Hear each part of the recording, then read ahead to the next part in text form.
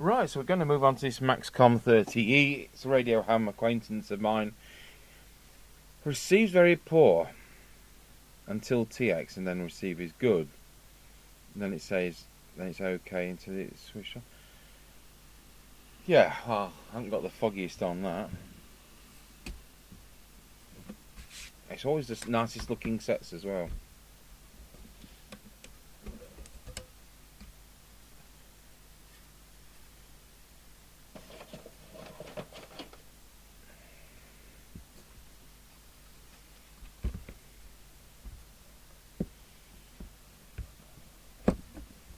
He's done a good job respraying this, and then the problem is that supposing it's not repairable. It's like doing the bodywork on a car that doesn't go. The racket's the test set warming up, it likes going through its times tables. Just waiting for the soldering iron. So we've got this same customer's Rotel 240, and then we've got a Bandit on Route 66. We've still got to finish the PE Ranger, and luckily we've only got one set in for January so far. Which, it's going to be a long wait, isn't it?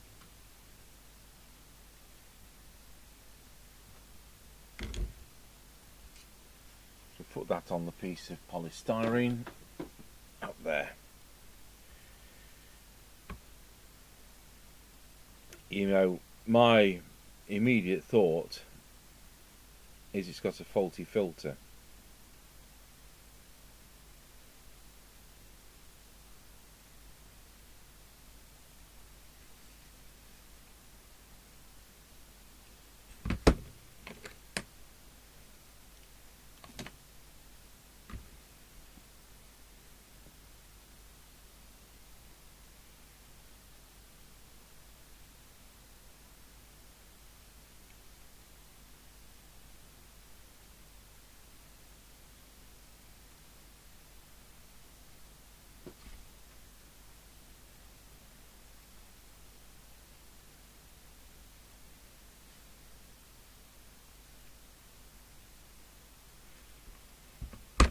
Right, have we got a Maxcom power lead?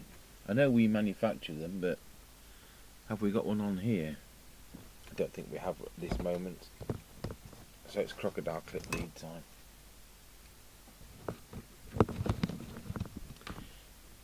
Right, we'll connect it to the test set. So I think this is going to be concentrating more on receive than transmit, because that's what he's complaining about. Obviously we will go through it all.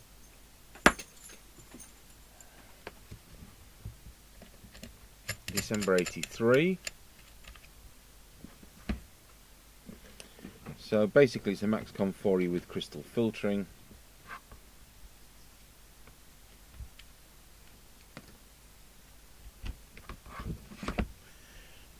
Power supply on 13.8 volts.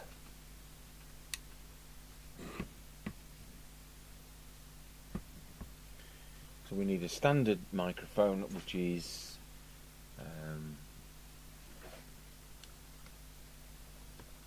Cybernet wired.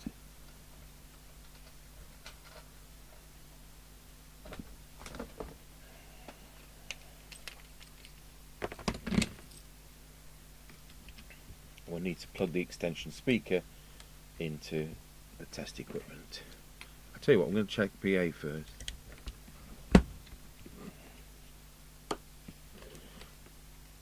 Testing 1, 2. Testing 1, 2. So it's on the volume control on these sets.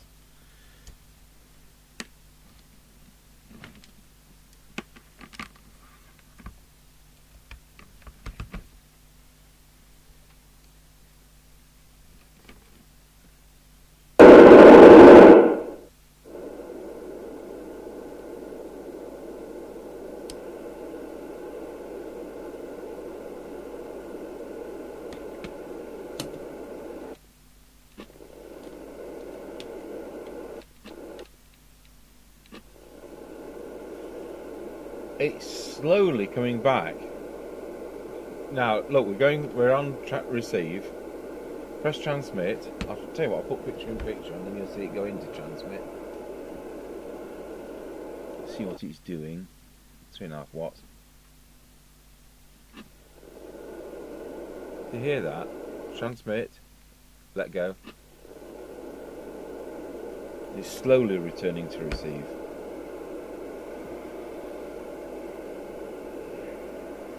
So, I'm going to put the signal generator on. We're on channel 20.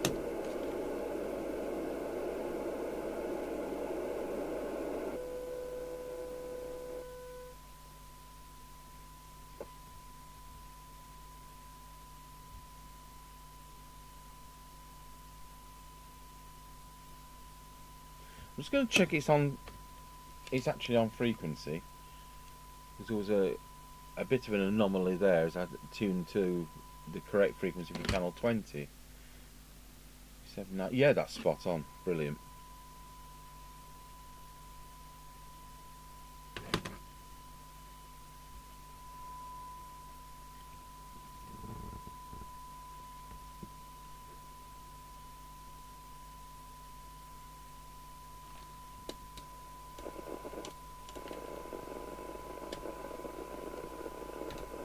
Tell you what, we'll look at the received audio on the oscilloscope.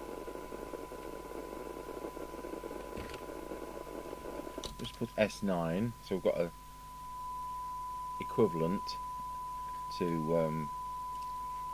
well, 100 microvolt S9 equivalent. It's a bit shy of that, and we'll just see whether the detector's out, because these really can be out on these sets. No, it's absolutely spot on this set. So that's one of the key things. Go to the synod meter. One day I'll move the camera.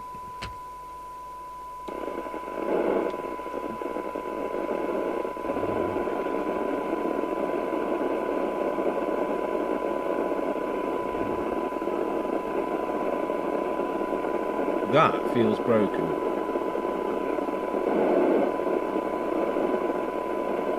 Spot on.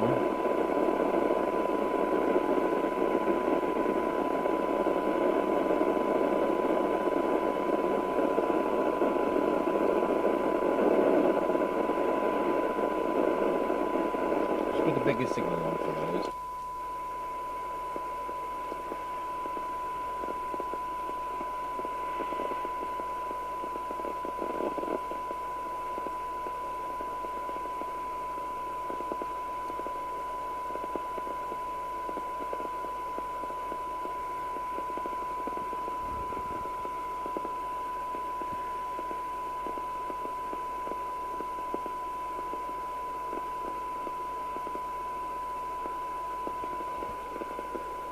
Smaller signal.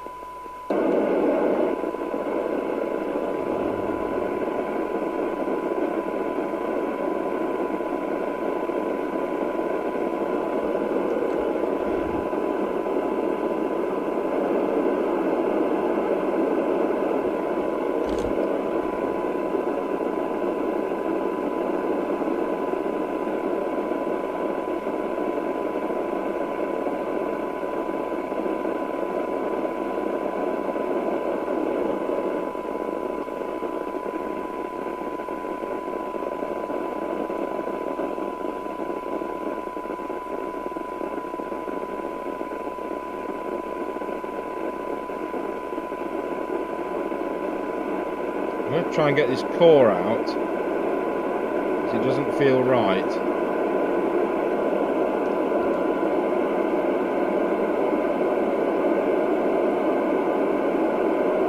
Turn the volume down.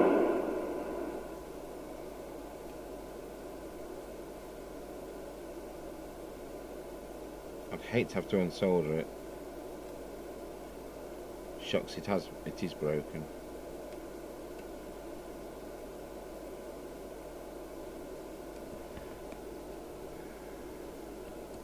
So whilst it was lower down, the broken bit was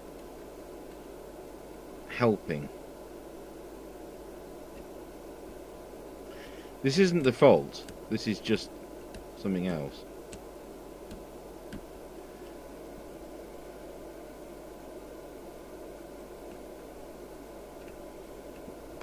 Whether or not we can tip it upside down and bang it. No. Nice try.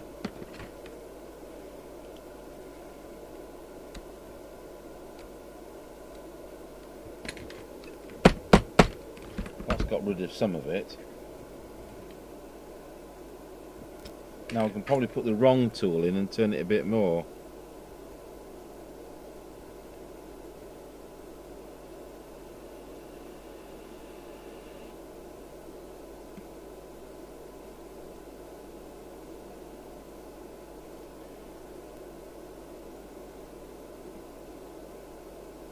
So we're now very close to being able to get my fingers around it.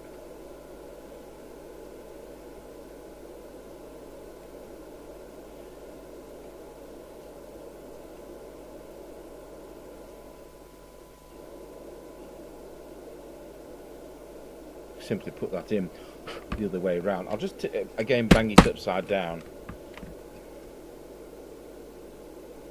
and put that in the other way around.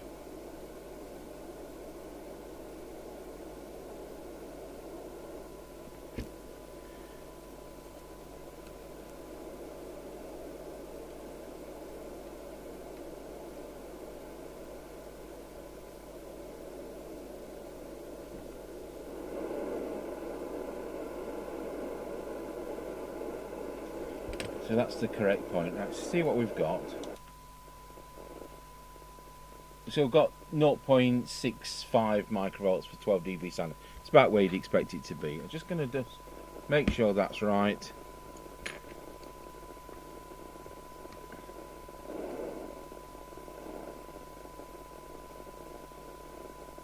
And double check that one.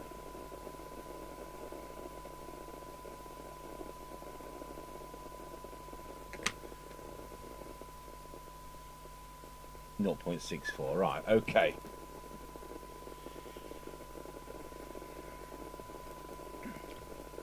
I'm going to take the signal generator off, we're going to transmit, and it's returning slowly. Let's put the signal generator back on and listen to that. Transmit.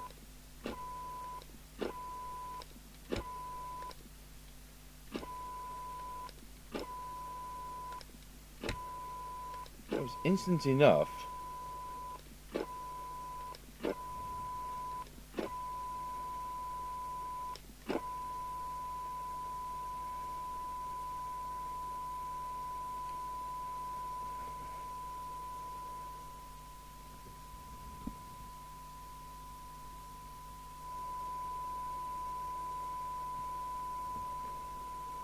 It's one of those situations it hasn't played up for me. Let's look at the transmitter.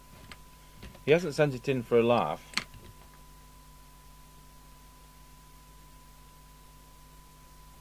But I can't afford for this to be on the bench for a week waiting for something to play up. We've just run through the transmitter. Peak.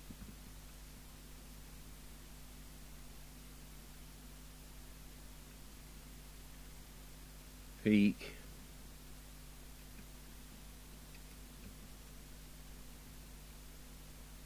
Peak.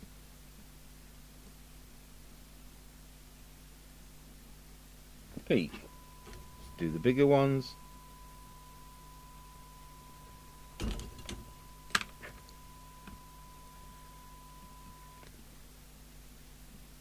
Not melted enough.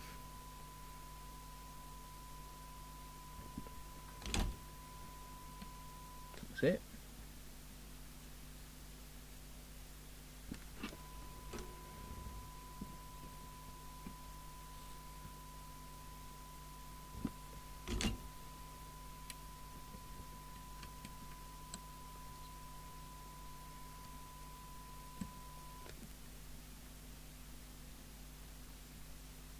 And there we go, 4 watts.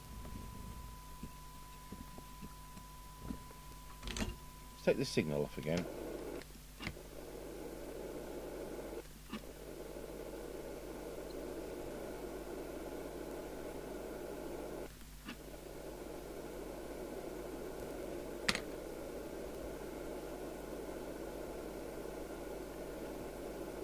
for the £2.50 cost, I think we'll change the ceramic filter.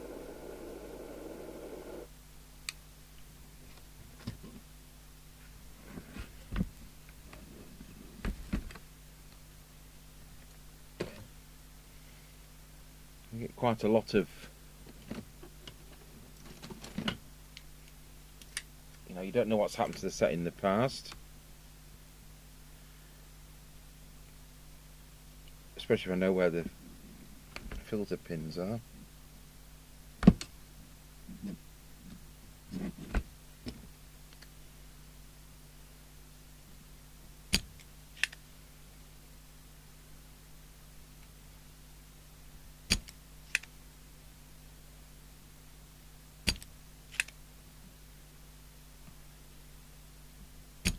You don't want to watch me unsoldering this, I'll pause the video.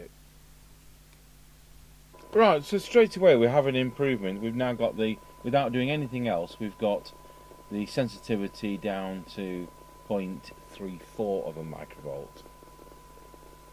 So, that's definitely a help. But it's still slow, to my mind. It isn't, when you testing 1 2. Testing 1 2. There's this 1 2 1 2. There's this split second for it to come back to receive properly. Put a big signal on it. Testing 1 2. Straight away. But put a small signal on it. That's 0.3 of a microvolt.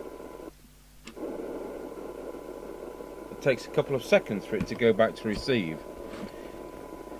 So I'm right, but that still isn't the cure. I think we need to monitor the receive 8-volt line. I'll have to get the circuit diagram out for that. So having a look at the circuit, it really is basically straight out of the 7808 regulator just there. And then there's this capacitor here, which has been changed. And I'm sure it's fitted in the right way around. I'm not going to be too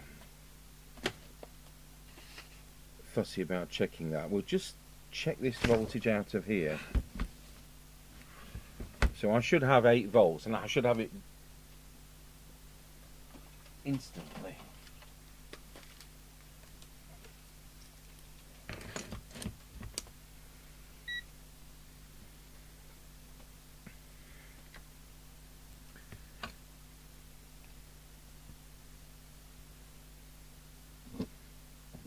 So we're going to transmit. Yeah, it's there all the time. It doesn't move. So that capacitor down there looks like it's there. Yes, it is.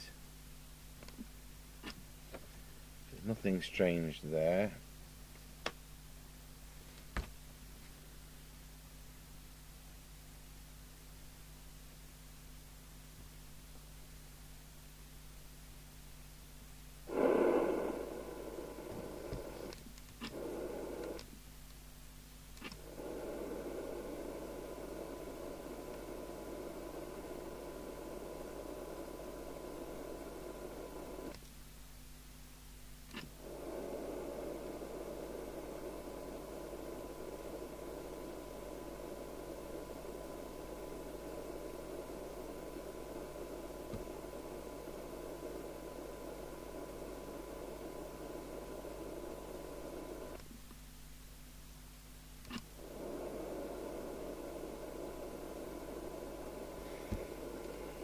Well, I'm tempted to change the FM chip.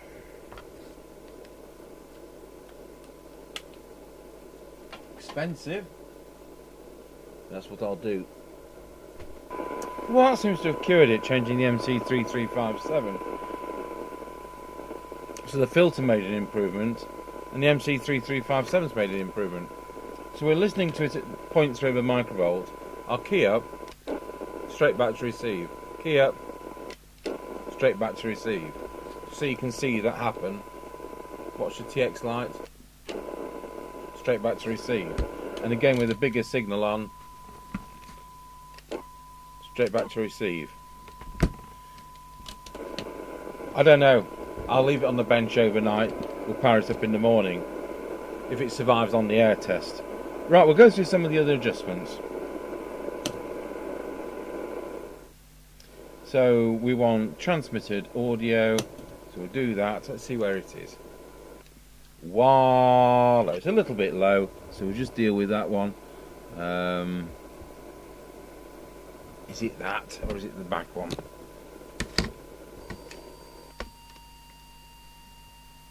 That one. Voila, that's spot on. So the TX meter's the back one,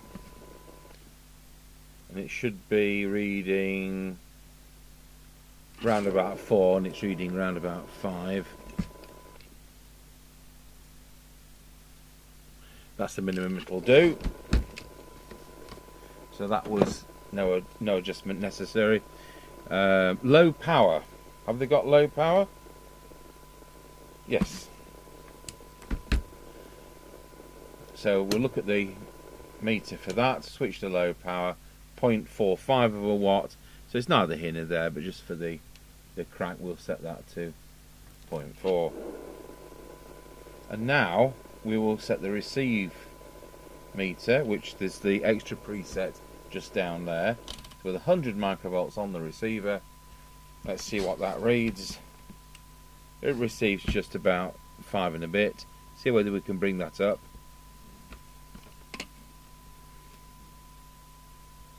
That's now 9.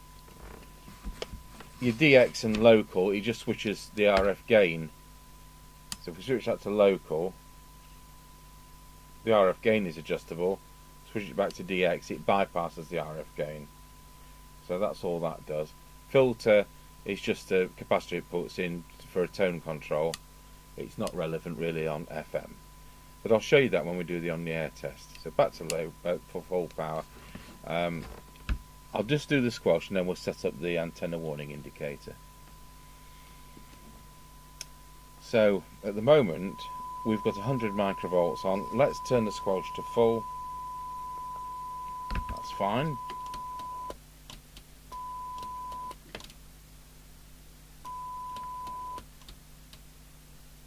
Needs to open at 30 microvolts, which is where we are with the attenuator. I'll show you where the attenuator is.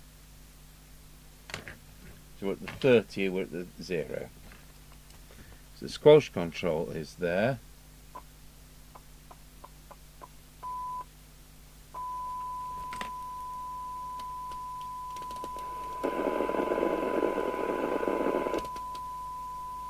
Actually, I think that's dirty because it's done the opposite to what I expected.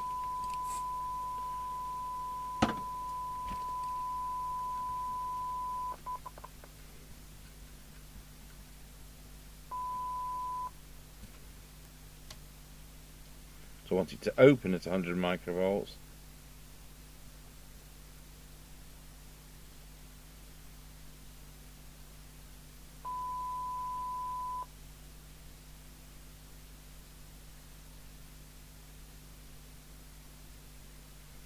Doing this very meticulously. There we are.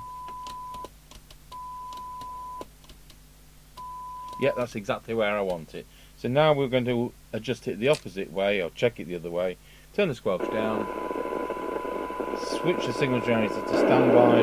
Put the squelch to threshold.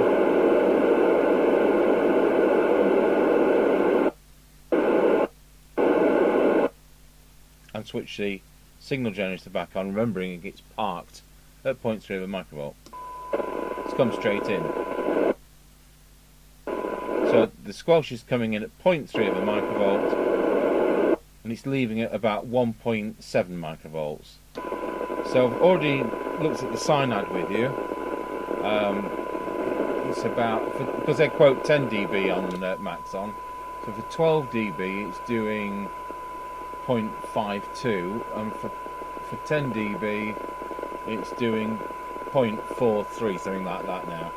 So let's just listen to how low we can hear it. We know we can hear 0.3. 0.3 is there. Turn the squelch down. We can hear it down to about 0.17 of a microvolt, so it's certainly working. So we're now going to do the antenna warning indicator. That's a bit of a faff. We need to get a matcher in circuit, an antenna matcher. We want to make the SWR bad. So I'll pause the video while I set that up. Well, I got as far as the matcher, didn't I? But I've realised we've lent it somebody, and I've only got the one. So what I'm going to do, don't do this at home, boys and girls. I've disconnected the aerial to the test equipment, so the radio is no longer on a dummy load. I'm not going to be able to adjust this. Normally we'd adjust the AWI so it came on about 3.5 to 1. So if I just key up for a fraction of a second, it came on. So we know the circuit's working, which it sometimes doesn't. So sorry I can't show you that, but without a matcher you can't really twiddle the antenna warning indicator. So back into the test equipment.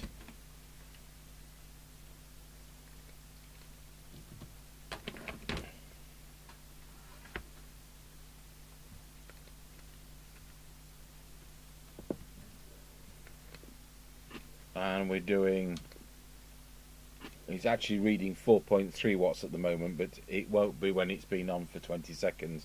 As I've said a million times before, as you start transmitting, the power soon drops. So after 20 seconds this was set to be 4 watts. So that concludes it. So we've got receive at 0.3 of a microvolt there. I'm going to switch the radio off. We'll switch it back on again, and we've got receive.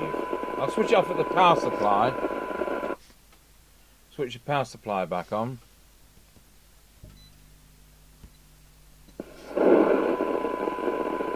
And it's receiving.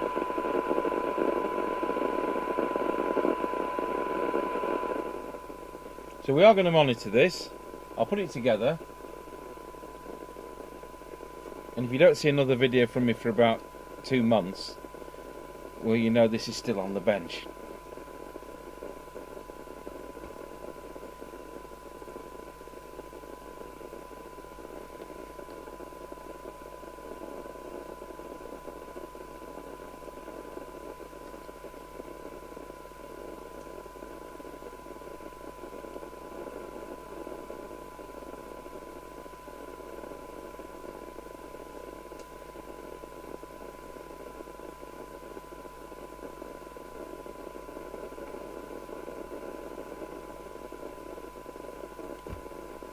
I've never resprayed the inside of one before, but this customer has, so well done that man.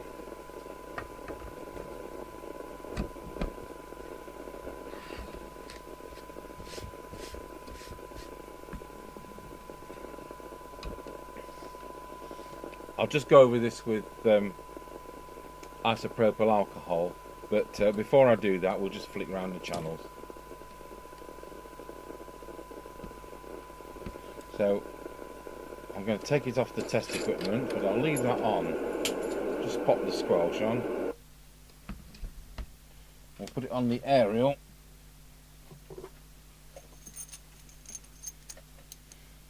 And put it onto its own speaker.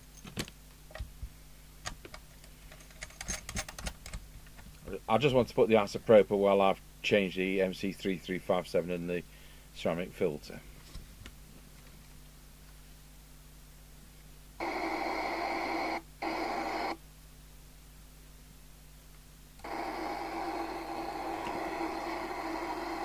One nano, Roger.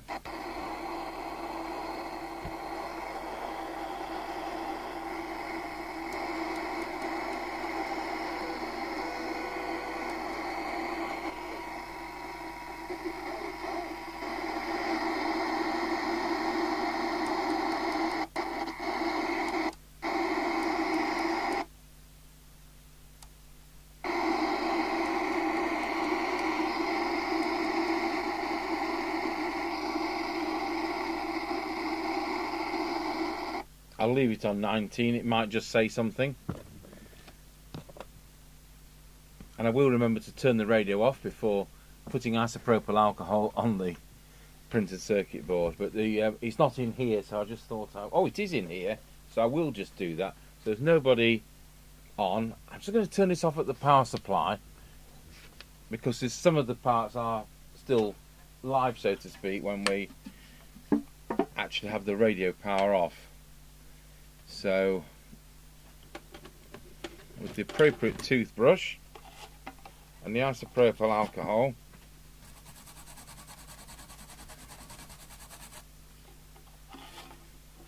and just leave that to dry for half an hour.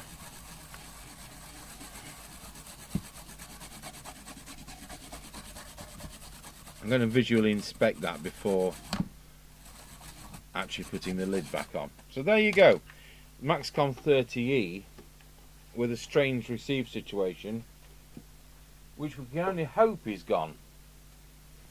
And if you remember, we changed that core round in the coil because it was actually cracked.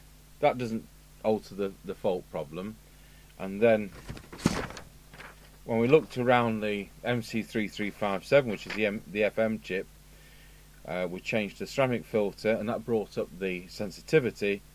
But it just seemed to me that it was taking about 3 seconds to go back to receive when it was on a very, very low signal, though it wasn't problematic when it was on a good signal.